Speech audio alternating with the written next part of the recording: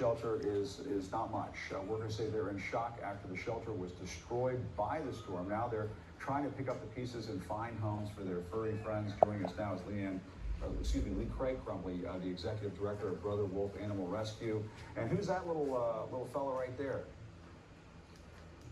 I have Taz here and Smokey. They're bouncing around. They, life is pretty good for them right now, and they're the lucky ones who got out ahead of the storm.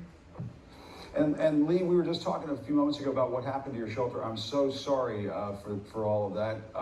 It sounds as though it was just wiped out, but you were able to get the animals out. Is that correct?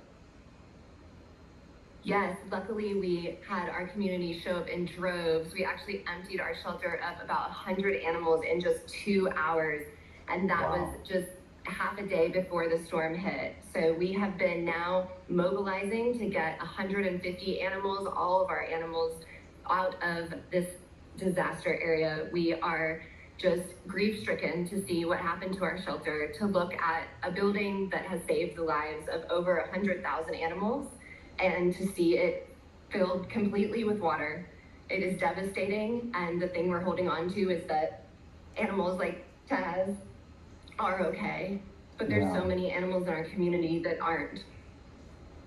Well, I'm a big believer in your mission. I've got a rescue dog myself. His name is Duke, and so I'm a big believer in what you're doing there. I just, my heart goes out to you and those all those little animals. What's going to happen?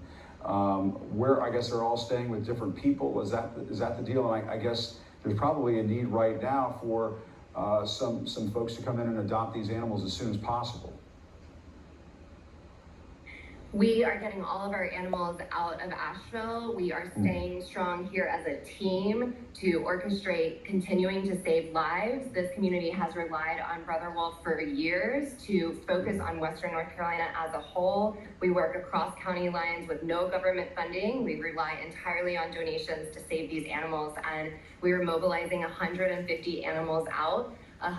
50 of them got out yesterday, and we are continuing these efforts until we get all of our animals to safety. We're looking for foster homes in the coming months, as we will become a foster-based organization as we work to rebuild. There's so many animals who still need Brother Wolf's help, and thousands of them will rely on us in the years to come.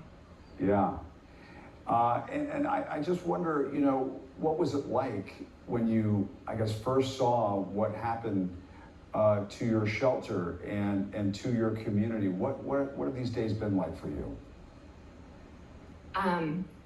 It's really hard to describe to people what is happening here.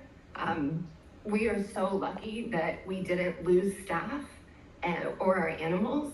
Our friends and family have people that they have lost. We're looking at videos, and I know you all have seen it. When it's your town, when you knew what was there before, when you know these people, when you go to dinner with these people, you go to church with these people, it's really unimaginable to happen here. Our team has helped other communities when they have gone through things like this. So we have seen devastation before, and we know the toll that it takes on the people and the animals that live in those environments. To see it in our town, to see our shelter underwater, I mean, we're walking through mud that is knee deep, and we are salvaging what we can, but it's very little. We need so much help rebuilding. And especially for important missions like yours. I'm just so sorry for everything that you're going through, but so happy that you were able to save the people who work at your shelter, and also all of those precious animals.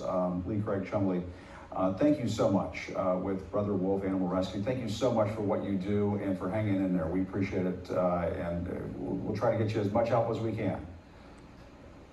Thank you, everyone, for caring. Thank you. Really appreciate it. All right, any moment now, Georgia Governor Brian Kemp